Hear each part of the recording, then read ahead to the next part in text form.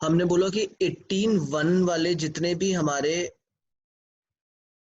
18(1) वाले जितने भी हमारे आईटीसी हैं, उन आईटीसी को अगर आपको क्लेम करना है, 18(1) तो आपको क्लियर है ही कि 18(1) के अंदर क्या क्या पार्ट से 4 थे, ए बी सी डी। ए आप लाइबल टू बी रजिस्टर्ड हो जाते हैं, तो उससे पहले दिन जो भी स्टॉक में है उस सबका आईटीसी मिल जाएगा। बी में वॉलंटरी रजिस्ट्रेशन लेते हैं तो भी मिल जाएगा। सी में आप कंपोजिट स्कीम सीज कर देते हैं तो आपको कैपिटल गुड्स का in addition to the stock और मिल जाएगा। ये पॉइंट्स थे। और मैं आपको एक पेज और खुलवा दूं।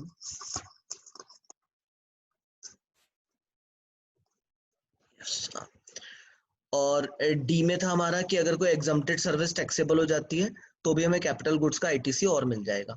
देन आता है 18(2). वो कहते हैं कि आपके पास जो स्टॉक में माल है वो माल आपका विद इन 1 ईयर परचेज करा हुआ होना चाहिए। यानी एक तरफ तो 18(1) कहता है कि जिस भी दिन आप 18(1) ए बी सी डी इनमें से जिस भी दिन आप कंडीशन पूरी करेंगे उससे एक दिन पहले जो भी आपके पास इनपुट्स होंगे का स्टॉक WIP या फिनिश गुड्स होगा, उस स्टॉक पर जो भी आपने टैक्स पे किया था जीएसटी का उसका आप इनपुट टैक्स क्रेडिट ले सकते हैं। पर 18(2) कहता है कि भाई अगर आपको 18(1) वाले का जीएसटी लेना है तो आपको ये ध्यान रखना पड़ेगा जो भी माल आपके पास स्टॉक में वो विद इन 1 ईयर परचेज किया होना चाहिए। अगर उससे पहले का परचेज करा हुआ तो 18(1) का जीएसटी नहीं मिलेगा, का आईटीसी नहीं मिलेगा। एक बात हमने और बताई थी कि सेक्शन 16 में भी बोला गया है कि आईटीसी की एक टाइम लिमिट है, बट वो 18(1) के लिए नहीं है। नॉर्मल रजिस्टर्ड पर्सन चला आ रहा है, उससे कोई इनवॉइस बुक करने से रह जाता है तो वो अपना आईटीसी कब तक ले सकता है? फाइनेंशियल ईयर एंड होने के बाद जो सितंबर की रिटर्न यानी 20 अक्टूबर तक रिटर्न और annual return which ever is earlier तक वो अपना इनपुट टैक्स क्रेडिट बुक कर सकता है। तो जनरली तो हम इनपुट टैक्स क्रेडिट तभी तक बुक करते हैं, लेकिन 18(1) वाले स्पेशल केस में अगर हमें स्टॉक्स का आईटीसी बुक करना है तो हमारे पास बस विद इन 1 ईयर के ही इनवॉइस जो होंगे उन्हीं का हम आईटीसी क्लेम करेंगे। This is 18(2). सिंपल था। 18(3) ये हमने बताया था कि अगर कोई अपना कॉन्स्टिट्यूशन चेंज करता है, कॉन्स्टिट्यूशन चेंज करने से मतलब कोई प्रोप्राइटरशिप कंपनी बन जाए, प्रोप्राइटरशिप पार्टनरशिप बन जाए, पार्टनरशिप कंपनी बन जाए, कंपनी एलएलपी बन जाए, इन एवरी केस आपका एक तरह से माना जाता है कि बिजनेस सेल हो रहा है और दूसरा एक परचेज कर रहा है, यही माना जाएगा। पैन नंबर चेंज होंगे तो एक जीएसटी कैंसिल होगा और एक जीएसटी कंटिन्यूएशन में आएगा। तो जैसे ए बी के साथ मर्ज हो रही है, अमलगमेट हो रही है, तो ए तो हो रही है कैंसिल और बी नई आ रही है, तो अब ए की सारी एसेट्स यहां पर उठ के चली जाएंगी बी के पास। तो ए के इलेक्ट्रॉनिक क्रेडिट लेजर में आईटीसी पड़ा है, लेकिन वो माल उठ के चला गया बी के पास क्योंकि कॉन्स्टिट्यूशन चेंज हो गया, जो सप्लाई भी नहीं है। अब बी के पास बी इस माल को बेचेगा तो बी को आउटपुट टैक्स पे करना होगा, तो बी इसके इलेक्ट्रॉनिक क्रेडिट लेजर का आईटीसी, क्योंकि अब ए तो खत्म हो रही है, इसको अपने यहाँ कैसे क्लेम करे? तो इसके लिए वो उन्होंने कहा था, ये हमने लास्ट क्लास में बताया था कि ए को एक फॉर्म भरना पड़ेगा, जीएसटी आईटीसी 02। ये जीएसटी आईटीसी 02 इसे भरना पड़ेगा ए को, और बी को अपने यहाँ इस जीएसटी आईटीसी 02 को एक्सेप्ट करना पड़ेगा। तो इस तरीके से ए के यहाँ जो भी इलेक्ट्रॉनिक क्रेडिट लेजर में आईटीसी है वो ए के यहाँ से उठा के पोर्टल किसके यहाँ कर देगा? बी के यहाँ। तो जब भी कोई आपके पास क्लाइंट आता है और वो कहता है कि साहब मैं अमलगमेशन करा रहा हूँ, या मेरा मर्जर हो रहा है, या मैं अपना बिजनेस मिस्टर राम को दे रहा हूँ, या मैं अपने को पार्टनरशिप फर्म से कंपनी में कन्वर्ट कर रहा हूँ, तो हर एक आदमी का ये होता है कि मेरे जो इलेक्ट्रॉनिक क्रेडिट लेजर में इनपुट टैक्स क्रेडिट पड़ा है उसका क्या होगा? तो हम कहते हैं भाई जो कंपनी खत्म हो रही है, जो फर्म खत्म हो रही है, जो प्रोप्राइटरशिप खत्म हो रही है, वो इस समय रजिस्टर्ड तो है, आईटीसी 02 फाइल करे, और जो नई बन रही है पहले आप उसे बना लीजिए, बनाने के बाद इसके पोर्टल में घुसिए, इसके जीएसटीएन पर ए आईटीसी 02 फाइल करेगा, बी उसको एक्सेप्ट करेगा, तो यहाँ से नेल हो जाएगा और यहाँ पर रिफ्लेक्ट होना शुरू हो जाएगा। तो this is the process of 18(3). तो कहते हैं where there is the change in constitution of a registered person, obviously ये रजिस्टर्ड होना चाहिए ए, अगर ए रजिस्टर्ड ही नहीं होगा तो इसके इलेक्ट्रॉनिक क्रेडिट लेजर में कुछ होगा ही नहीं, इसके 2A में कुछ दिख ही नहीं रहा होगा, तो क्या फायदा है?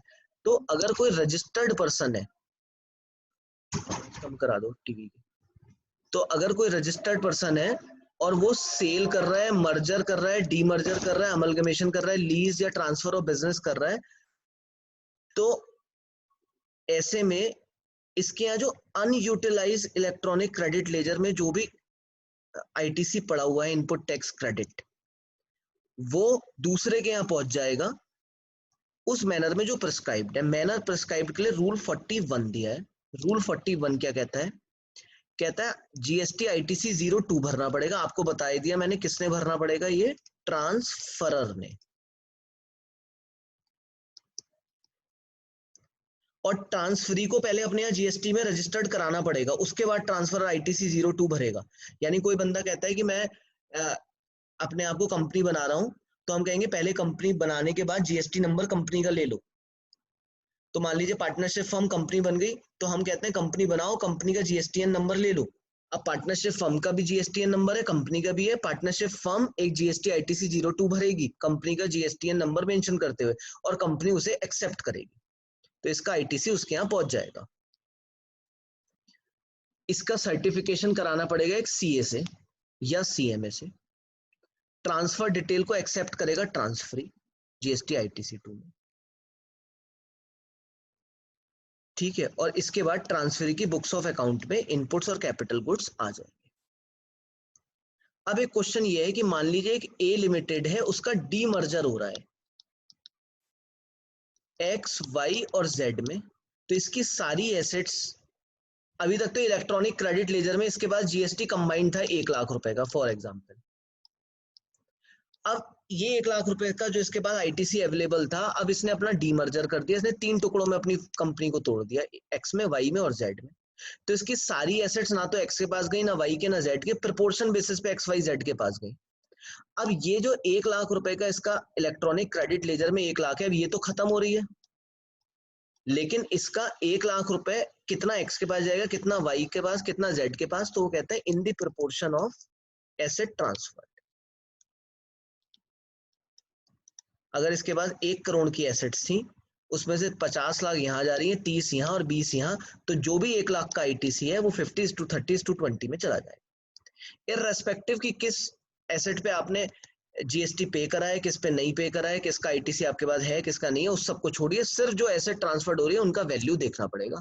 तो इस बात के लिए इन्होंने यहाँ बताया हुआ है कि ITC to be apportioned on the basis of value of asset in case of demerger. In the case of demerger, the ITC shall be apportioned in the ratio of the value of asset of new units. New units की जो assets आएंगी, value of assets का मतलब क्या है, आपके business की जो भी एसेट्स हैं, चाहे इन पे आईटीसी अवेलेबल था या नहीं था, इससे कोई मतलब। कई बार ऐसा भी होता है कि एक ए है बंदा, इसने माल खरीद लिया, अब इसने अपने ही स्टेट में एक नया रजिस्ट्रेशन, बी और सी 2 नए रजिस्ट्रेशन करा लिया अपने ही स्टेट में, आज की डेट में करा सकता है। तो ए ने सारा माल खरीदा था, वो कुछ माल बी के पास भेज रहा है, कुछ माल सी के पास भेज रहा है, तो और कुछ अपने पास रख रहा है, तो उस कंडीशन में भी इसको अपना कुछ आईटीसी बी और सी के पास ट्रांसफर करना होगा। तो उन कंडीशंस में भी बात वही आएगी कि कितनी वैल्यू ऑफ एसेट यहाँ ट्रांसफर हो रही है, कितनी वैल्यू ऑफ एसेट यहाँ ट्रांसफर हो रही है, कितनी इसके पास रह रही है, इन प्रोपोर्शन में हम आईटीसी ट्रांसफर करेंगे। This is applicable in case of capital goods. Capital goods यानी जहां पर एसेट्स का ट्रांसफर हो रहा है, उनसे रिलेटेड आईटीसी की बात हो रही है, क्योंकि रॉ मटेरियल तो जितना जिसके पास जाएगा उसका आईटीसी वो क्लेम करेगा। अभी मैं आपको प्रैक्टिकल क्वेश्चन कराऊंगा, जैसे इलस्ट्रेशन नंबर 26 देखिए।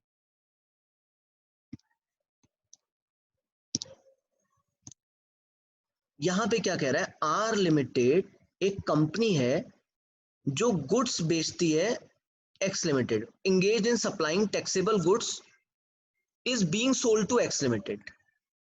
ये टैक्सेबल गुड्स बेचा करती थी आर लिमिटेड, और अब ये अपने आप को बेच रही है किसे, एक्स लिमिटेड को, यानी आर खत्म हो रही है और आर किसके पास अब बेची जा रही है, एक्स के पास। अब प्रॉब्लम क्या होगी, आर की सारी एसेट्स उठ के एक्स के पास आ जाएंगी, लेकिन इलेक्ट्रॉनिक क्रेडिट लेजर में आर के यहाँ आ रहा होगा जीएसटी, और एसेट चली गई एक्स के पास। तो इसमें कोई घबराने की बात नहीं है। आपके पास ऐसे बहुत सारे लोग आएंगे घबराते हुए कि यार मेरा इलेक्ट्रॉनिक क्रेडिट लेजर, मैं तो इसको बंद कर रहा हूँ, तो दूसरे के पास कैसे पहुंचेगा। तो कुछ नहीं है, अब आर लिमिटेड क्या करेगा, आईटीसी 02 फाइल करेगा और एक्स लिमिटेड उसको एक्सेप्ट करेगा। तो कह रहे हैं अनयूटिलाइज सीजी और एसजी 48 96 हजार था आर के पास, क्या ये 96,000 मर जाएगा? तो आप बोलेंगे नहीं, 96,000 मर नहीं जाएगा उसका, ये 96,000 एक्स लिमिटेड के पास चला जाएगा। बट हमें करना क्या पड़ेगा? हमें फॉलो करना पड़ेगा रूल नंबर 41। आप इसे दे आएंगे तो कि रूल 41 और 18(3), तो खुश हो जाएगा वो। ITC 02 फाइल करेगा। कौन फाइल करेगा? कौन फाइल करेगा इसे? Are limited. और एक्सेप्ट कौन करेगा इसे? X limited. एक्स लिमिटेड क्या आ जाएगा? एक CA का सर्टिफिकेट और लगेगा। ये सारी बातें आपको लिखनी पड़ेगी। Demerger illustration 27। आर लिमिटेड एक मैन्युफैक्चरर है कंपनी, डीमर्ज हो रही है, अपनी एंटिटी कर रही है RX सीमेंट में और RY, यानी आर लिमिटेड अपने दो टुकड़े कर रही है, RX और RY। अब यहां एक प्रॉब्लम है, सारा ITC ना RX पे जाएगा ना RY पे जाएगा। तो ITC किस प्रोपोर्शन में तोड़ा जाएगा? जितनी जितनी एसेट से ट्रांसफर कर रहे हैं। Total value of assets are के पास थी 25 लाख, और इन पर GST कितना था? 60,000, 45,000, 84,600। ये इनके पास CG, SG और IG के क्लेम थे। RX और RY के पास 12 लाख और 13 लाख की एसेट्स गई। तो अब क्या करेंगे आप? इन तीनों को 60,000, 45,000 और 84,600, इन तीनों को कितना हुआ? ये 60, 45, 1,05,000, 1,89,600, 1,89,600 को में से RX के पास कितना जाएगा? 1,89,600 का 12/25, इतना ITC RX के पास चला जाएगा, और RY के पास क्या जाएगा? 13/25। कैलकुलेटर हो तो करके देख लीजिए। 91,008 इसके पास आएगा, 98,592 इसके पास आएगा। रेफरेंस क्या देना पड़ेगा? कि सेक्शन 18(3) है, और रूल 41 ये कहता है कि इनमें प्रोपोर्शनेट वैल्यू जाएंगी। यहां तक की क्वेरी पूछिए।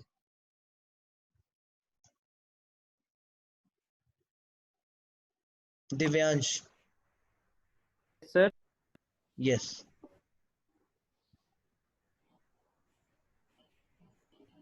हेलो हाँ हाँ बोलो, मैं तो सुन रहा हूँ, बड़े अच्छे से बोल रहे हो तुम, बताओ। सर। सर मैंने 1 सेकंड बीच में बंद कर दिया था तो मेरे को आवाज नहीं आई थी। हाँ आप बताओ। हेलो हेलो अरे क्वेरी पूछो बाबू, मैं तुम्हें सुन रहा हूँ। हेलो क्या हेलो। बाकी बच्चे, तन्मय तुम्हें मेरी आवाज आ रही है? Yes sir, yes sir. तो इसे क्यों नहीं आ रही? अनुष्का, हिया, आप लोगों को भी आ रही है ना वॉइस?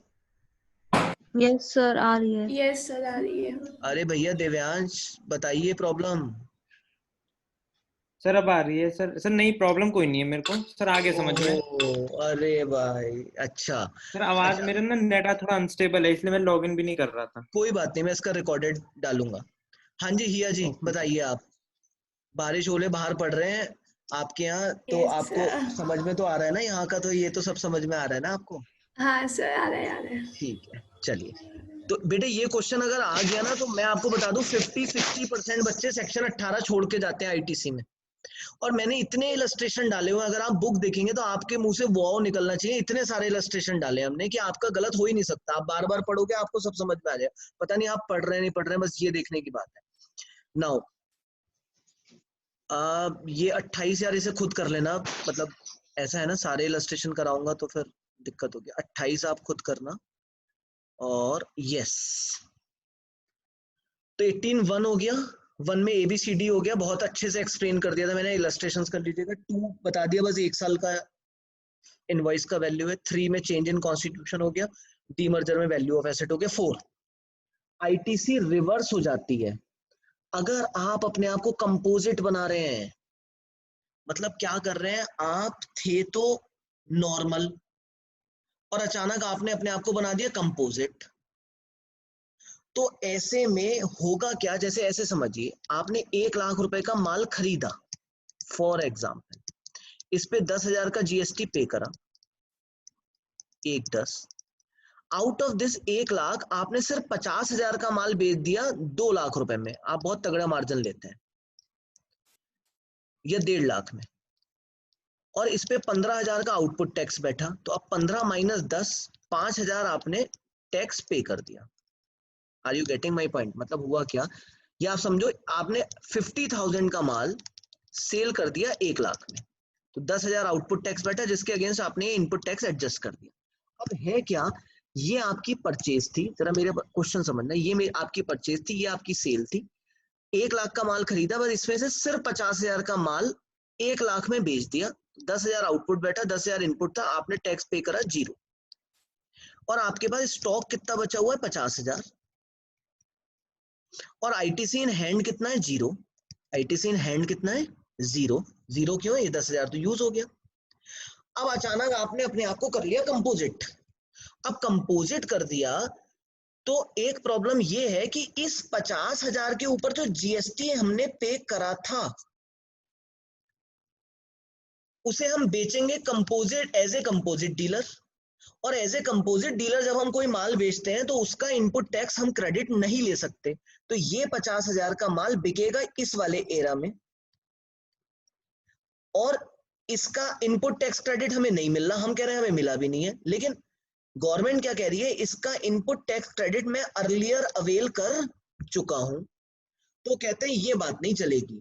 आप जो भी माल बेच रहे हैं ड्यूरिंग कंपोजिट डीलरशिप, उस माल के 1-1 रुपए का हिसाब गवर्नमेंट को चाहिए, यानी उस माल का आपने 1 भी रुपए का आईटीसी बुक नहीं किया होना चाहिए। अगर बुक किया है तो भाई वो होगा रिवर्स। पहले हेडिंग समझिए, हेडिंग समझिए, हेडिंग क्या है। वो कहते हैं आईटीसी रिवर्स होगा कब, on switching to composite scheme, जब आप स्विच कर रहे हैं अपने आप को कंपोजिट स्कीम में, या होली एग्जम्प्ट गुड्स में पहुंच रहे हैं आप, यानी पहले टैक्सेबल था अब एग्जम्प्ट में पहुंच रहे हैं। रिवर्स क्यों होगा, यानी जो भी माल इस ड्यूरेशन में बेचा जाएगा उसका आईटीसी नहीं मिलना, तो सर हमने लिया भी नहीं होगा, ले लिया होगा ना। वैसे तो देखिए आप शुरू में ही कंपोजिट बने तो आपने जो भी माल खरीदा उसका आईटीसी लिया ही नहीं, लेकिन आपने ऐसे समय पे आईटीसी जरूर ले लिया होगा जब आप शुरू में थे नॉर्मल, बाद में बन गए कंपोजिट, तो ऐसे में जो stock on the date of conversion yourself into composite था, उस दिन जो स्टॉक था वो बिकेगा कन्वर्जन के बाद कंपोजिट में, और अगर उसका आईटीसी आपने ले लिया तो रिवर्सल करना पड़ेगा। बताइए इस क्वेश्चन में हमने ये जो 10,000 का आईटीसी लिया, इसमें 5,000 तो इसी माल का था ना जो हमारे पास स्टॉक था, तो इसका करना पड़ेगा रिवर्सल। ये बात कहता है 18(4).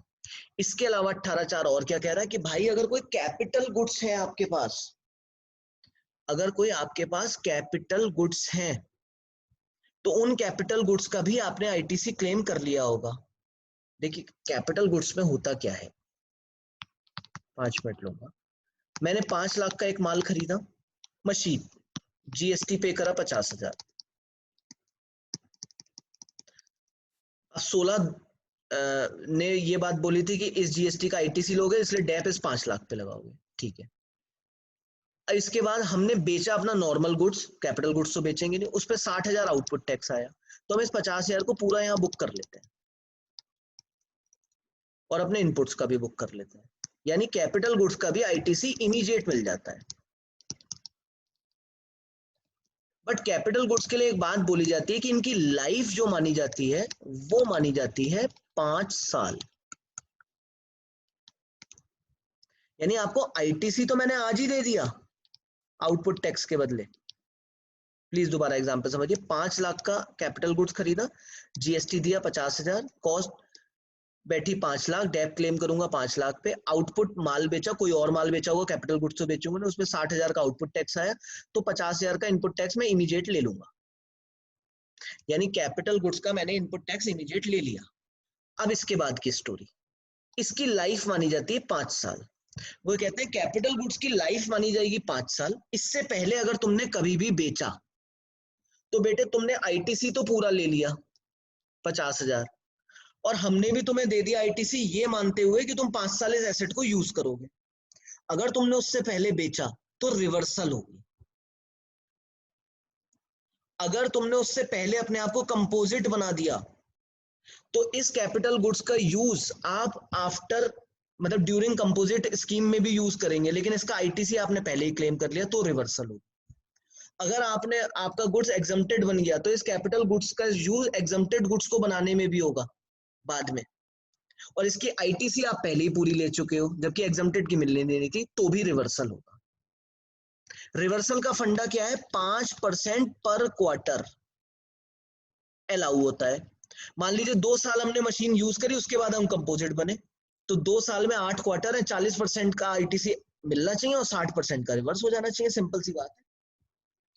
दो, सिर्फ सिंप्लीफिकेशन के लिए गुड्स एंड सर्विस टैक्स को बोला गया था सिंपल टैक्स है, इसलिए उन्होंने बोला कि 50,000 का आईटीसी ले तो आज ही लो, बट 5 साल यूज करना। अगर 5 साल से पहले यूज किया तो जितना टाइम यूज किया हर क्वार्टर का 5% पर क्वार्टर हम आपको अलाउ करेंगे, उसके बाद रिवर्स हो जाएगा।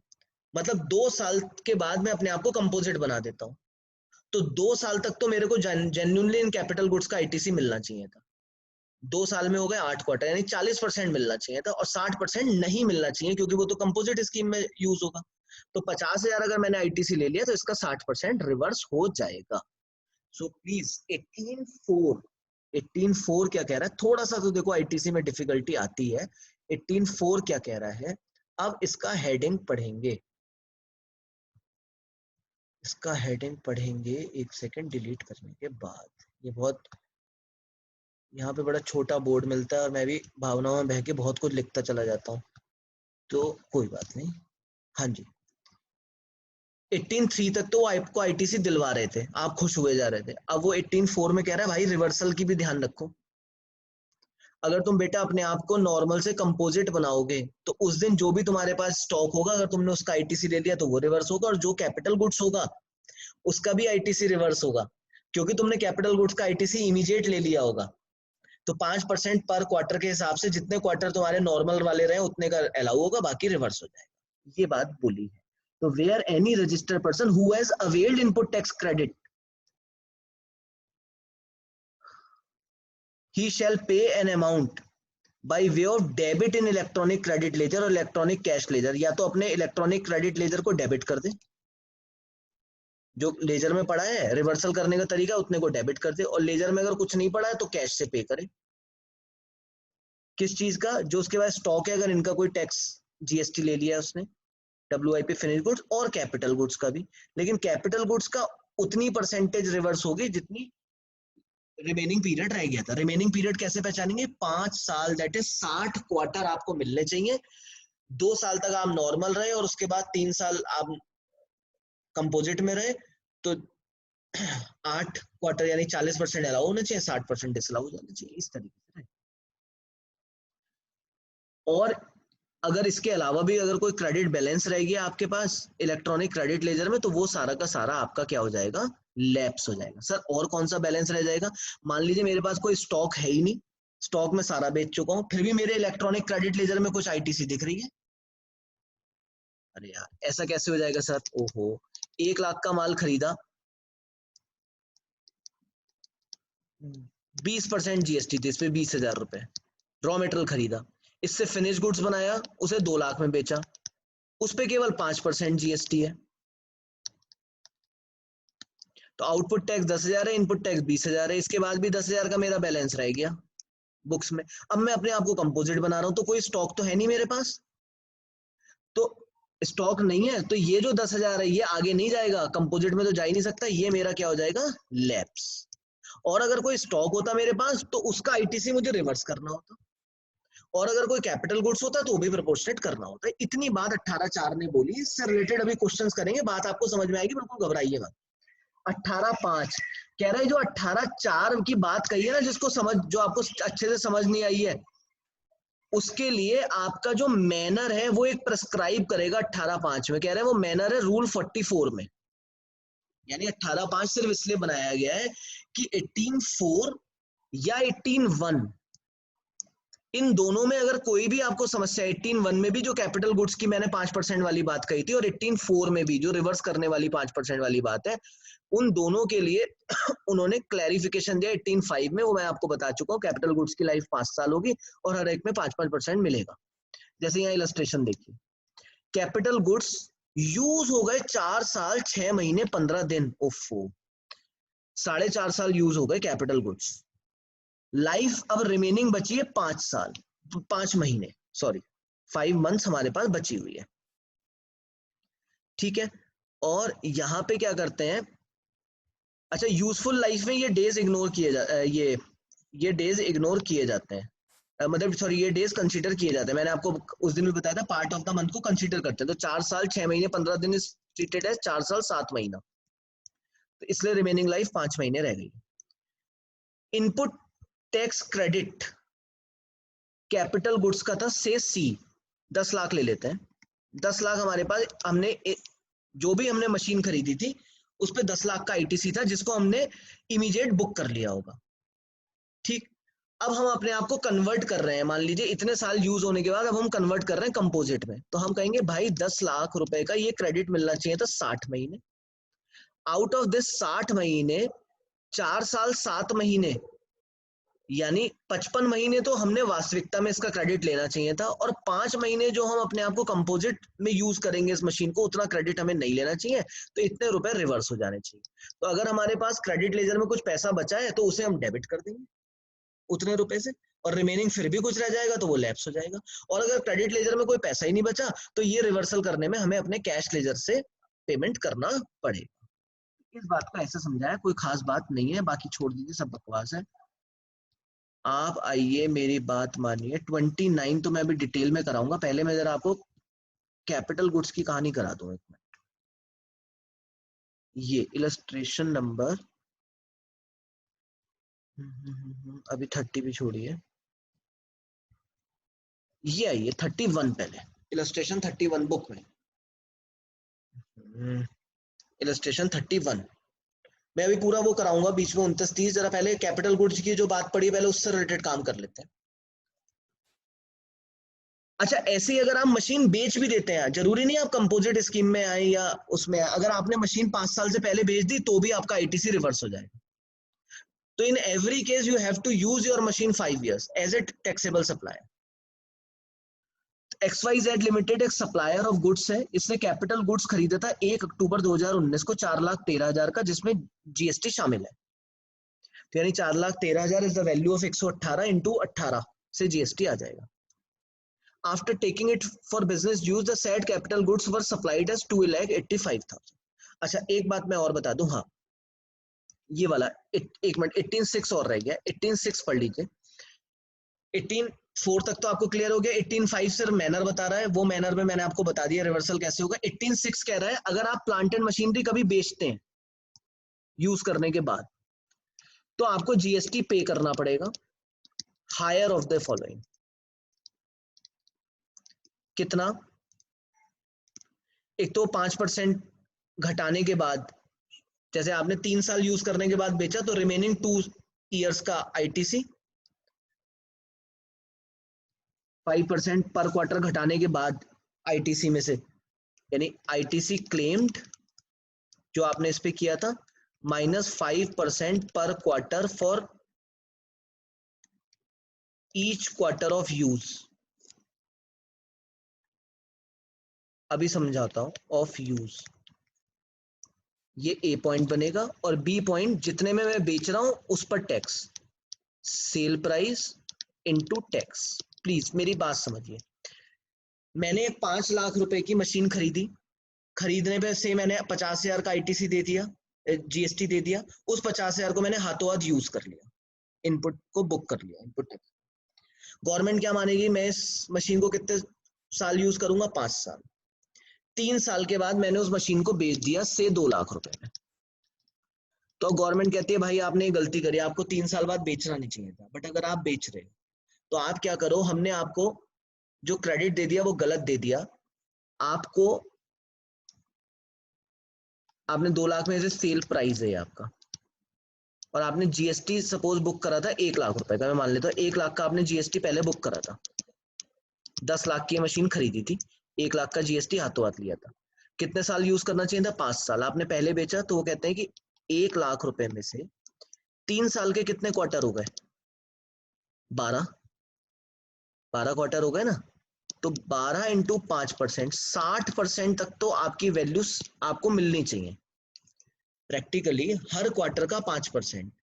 तो आपने अगर इस मशीन को 3 साल यूज करा है तो प्रैक्टिकली सिर्फ 60% ही आईटीसी आपको मिलनी चाहिए थी, बट हमने सिंप्लीफिकेशन में पूरी दे दी थी आपको, तो 60,000 तो आपको मिलने चाहिए, रिमेनिंग 40,000 आप जमा कराओ।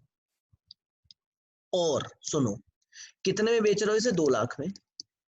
इस पे जीएसटी की रेट सपोज है 20%, 25%। इस पे टैक्स कितना निकलाएगा? 50,000। तो 50,000 और 40,000 इन दोनों में जो भी ज्यादा होगा इतना जीएसटी आपको देना पड़ेगा। यानी कोई भी मशीन 18(6), कोई भी मशीन अगर आप यूज करने के बाद बेचते हैं तो जितना टाइम यूज करा उसका 5% पर क्वार्टर के हिसाब से आपको जीएसटी मिलना चाहिए, रिमेनिंग जीएसटी, और जितने में बेच रहे हैं उसकी जो वैल्यू है विच एवर इज हायर। अब इस बात को ध्यान में रखते हुए इलस्ट्रेशन 31 समझिए। 1 अक्टूबर 19 को हमने 4,13,000 में खरीदी। इसको यूज करने के बाद हमने 26 अप्रैल 20 में हम इसे बेच रहे हैं 2,85,000। अब जरा देखें, 1 अक्टूबर 19 से 26 अप्रैल 20 तक कितने क्वार्टर हुए? अक्टूबर नवंबर दिसंबर का पहला, जनवरी फरवरी मार्च का दूसरा, अप्रैल का तीसरा।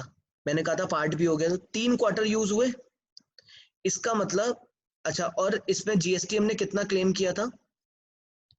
4 लाख, जरा कैलकुलेटर से निकालेंगे, 4,13,000 डिवाइडेड बाई 118 इंटू 18, कितना आईटीसी बैठ रहा है? सर 63,000। 63,000 का हमने आईटीसी, ये तो हाथों हाथ बुक कर लिया होगा। और बुक करने के बाद हमने केवल इसे 3 क्वार्टर यूज किया, तो गवर्नमेंट कहती है 3 क्वार्टर के बैठे भैया 15%। 15% ऑफ 60 तो मिलना चाहिए आपको। 63,000 का 15% निकालो, 9450। इतने रुपए का जीएसटी तो बनता है आपका। रिमेनिंग बना 53,550। इतने रुपए का जीएसटी तो वापस करना पड़ेगा। और बेच कितने में रहे हो? 285 में, इंटू 18% इसकी रेट बताई उन्होंने, 51,300 में से जो ज्यादा होगा उतने रुपए बेटा आप जमा करा दो।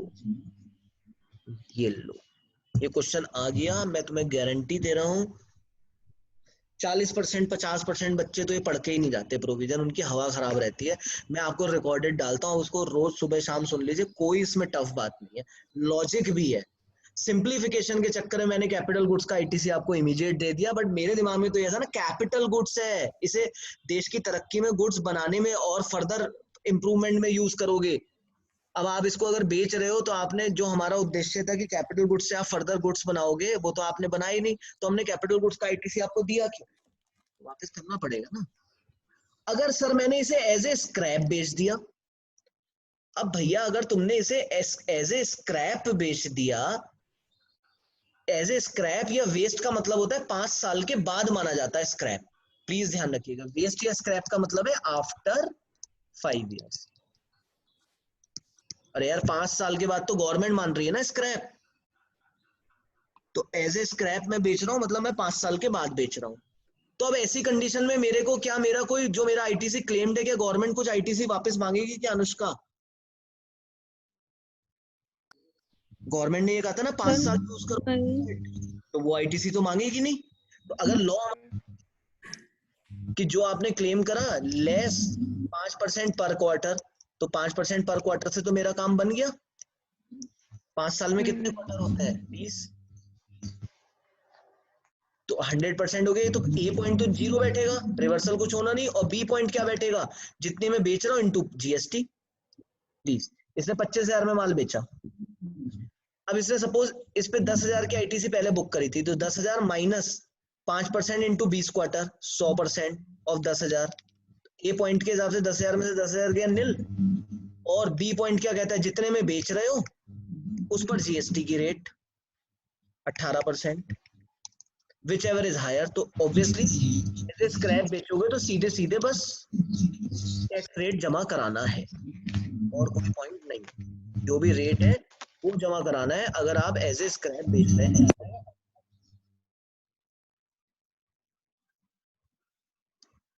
अरे बहुत सिंपल लॉजिक है ना, उसी लॉजिक से चलो ना। 5 साल बाद बेच रहे हो तो आपने सारा, कोई आईटीसी रिवर्सल तो बनता ही नहीं है ना, सिर्फ जो वैल्यू है। अब भाई वैल्यू तो जब भी बेचोगे वो तो that is treated as supply, तो उस वैल्यू पे टैक्स तो देना पड़ेगा ना। 33 भी कर लीजिए, ये तो मैंने 49 आपको कराई दिया था। अब सर रह गई मैनर की बात।